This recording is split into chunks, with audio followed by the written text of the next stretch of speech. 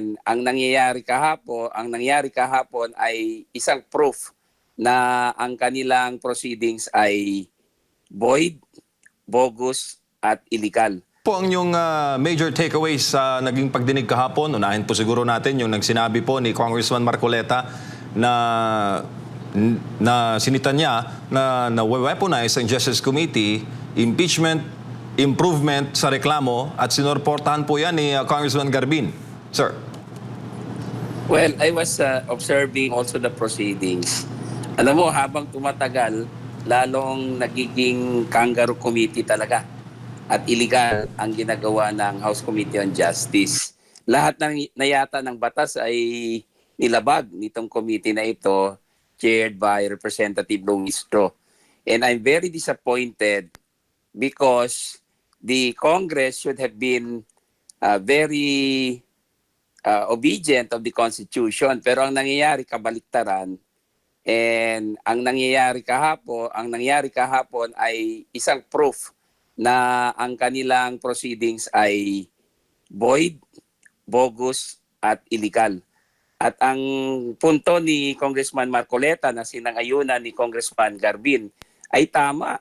Kasi ang nangyayari, ang committee na mismo ang naggagather ng ebidensya at nagsusupply ng mga kakulangan sa complaints. So yung lack of ultimate facts at lack of evidence, ang committee na mismo ang gumagawa ng role o function ng complainants. So this is really unprecedented. I've never seen this in all the impeachment complaints that I have participated as counsel.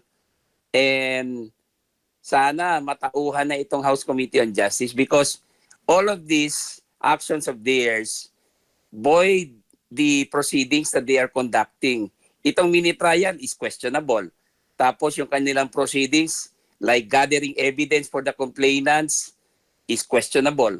Tapos yung bank secrecy law, binayolate din nila yung Anti-Money Laundering Act, the amended Anti-Money Laundering Act of 2021, and the Anti-Graft Law ay nabiolate din ng AMLAC at ng committee. So, Diyos mio, this is really dismaying on the part of the House kasi dapat ang speaker should also tell the committee, mag-ano kayo, mag-aral kayo mabuti kasi parang iba na ang ginagawa ninyo. And the more yung petitions na nakapending sa Supreme Court na humihingi ng TRO, baka mag-issue ang korte in the light of the patent illegalities and voidness of the proceeding, baka mag-issue ang Korte Suprema ng TRO.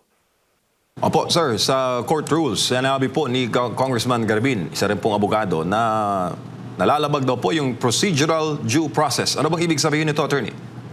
Well, ito yung karapatan ng isang respondent sa isang proceedings na bigyan siya ng kanyang day in court. No? At dapat fair yung proseso. So for example, kung ang complaint na hinaharap niya sa isang proceedings ay defective, fatally defective, or dismissible, hindi ito pwedeng ayusin ng forum or ng korte or ng committee. Ang dapat gawin nila dyan ay i-dismiss ito. So ito yung procedural due process na sinasabi natin. Yung karapatan ng isang respondent na kilalanin at bigyan ng halaga at sundin yung kanyang karapatan na naayon sa Bill of Rights ng Konstitusyon at ng mga batas. Pero dito, unfortunately, MJ and Admar, hindi ito sinusunod. There is a blatant, a brazen and patent illegality and disregard of the due process right of Vice President Sara Z. Duterte. Pero sinabi po kahapon ng chairman ng House Justice Committee, si Congresswoman Jinky Beatrix Luistro, abogada din po, na matagal na nilang pinagsasabihan si VP Sara at matagal na silang nanawagan na lumitaw at ipaliwanag po ang kanyang panig sa House Justice Committee dahil ito raw ang proper forum. Huwag daw maglabas ng press release, huwag daw mag-content. Justice Committee raw dapat niya sagutin. Anong masasabi mo doon, sir, in response po doon sa concern ni Congressman Garbin na procedural due process? Alam mo, MJ and Admar, Yung karapatan ng isang respondent is not to appear is a very cherished right. Kung nakikita niya ang proceedings ay hindi na tama or there is a violation of her rights in the law and the Constitution, bakit siya mag-appear? Karapatan niya hindi mag-appear eh. That is one of the cherished rights enshrined in the Bill of Rights. So bakit nila pepwersahin ang ating Vice President na mag-appear? Because she does not have to appear. So hindi pwedeng gawing propaganda ito na pinapalabas nila na ayaw mag-appear ang Vice Presidente at sagutin yung mga aligasyon doon. She does not have to eh. In fact, nag-question siya sa Korte Suprema, nag-file siya ng petisyon para questionin yung aksyon ng komite at ang proceeding. So why will she appear? Kung karapatan niya ito na hindi mag-appear. Because if she will appear, she will waive her right to question the proceedings against her. So Luis Ro, who is a lawyer like myself, should know this. Pero ginagawa nilang propaganda ito eh. They are trying to project to the public na ayaw lang harapin ng Vice Presidente. Actually, karapatan ng Vice Presidente Sara C. Duterte ang hindi mag-appear dito sa Kangaroo Committee holding or conducting a void, bogus, illegal impeachment proceedings.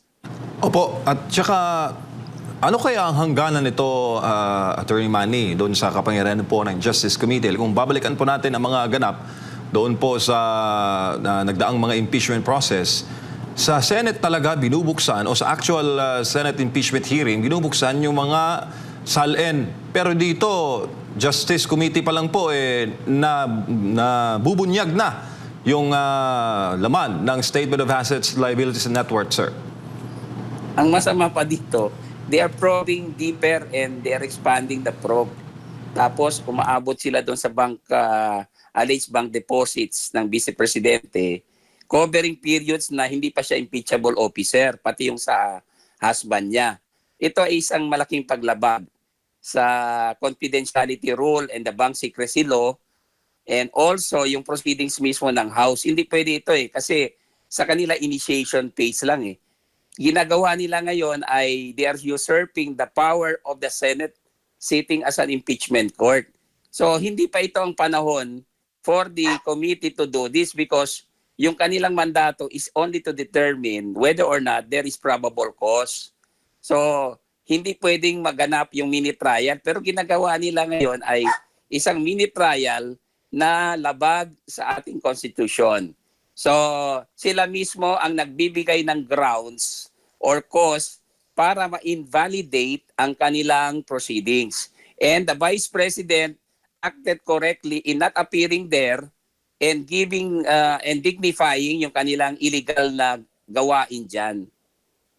Opo, sinabi po ni Congresswoman De Lima na wala naman daw masama doon sa improving the evidence dahil at the end of the day, sila naman din daw ang mag-constitute o tutukoy kung may existence of probable cause doon po sa inihayang impeachment complaint. Sir? There is everything that is to be condemned there. Lahat ng kamalian nandun na eh. Kasi kung ikaw ay isang fiscal or a prosecutor and you are determining only whether there is probable cause or not, hindi ka pwedeng conduct ng extensive probing or investigation. Bawal po yun. Kasi parang trial na yan, sinasakop mo na yung poder ng korte. So in this particular case, parehas ang sitwasyon eh. So De Lima, who is a lawyer like myself, should know na yung kanilang poder ay limited. So bakit nagko-conduct sila ng mini trial? So is this not a violation of the procedure ng House at sa kakarapatan ni Vice President Sara Duterte? So klarong-klaro ito, MJ and Admar. And I have to tell the committee, based on my experience as an impeachment counsel in several impeachment proceedings, na hindi ito ginagawa ng isang matinong House Justice Committee. This has never happened before. Ngayon lang nangyayari ito na ginagawa nilang parang circus, palengke, ang kanilang proceedings, and they are the ones responsible for in case na ma-invalidate or madeklarang void ang kanilang proceedings because they are the very cause of the voidness and illegalities that they are committing. Can you imagine sa panahong ito, gusto na nilang malaman lahat ng alleged accounts ng Vice President. They are even inviting persons who are accused of high crimes like kidnapping, like Madriaga, inimbitahan. Si former Senator Trillanes, anong alam niya dyan? Puro hearsay yung mga pinagsasabi niya. At saka yung AMLAC, the AMLAC has violated the Bank Secrecy Law and the Anti-Money Laundering Law of 2021, yung amended Anti-Money Laundering Law. Hindi pwede yan na yung financial report, which is not even evidence, it is a financial intelligence report, hindi mo pwede yan i-divulge sa public. Only the court can authorize a disclosure of a bank account. Pero ginawa ng AMLAC Executive Director, itong si Buenaventura, who is newly appointed, nagsalita siya doon. Yan pa lang, ebidensya na yan ng proceeding na that I consider is kangaroo and void ab initio.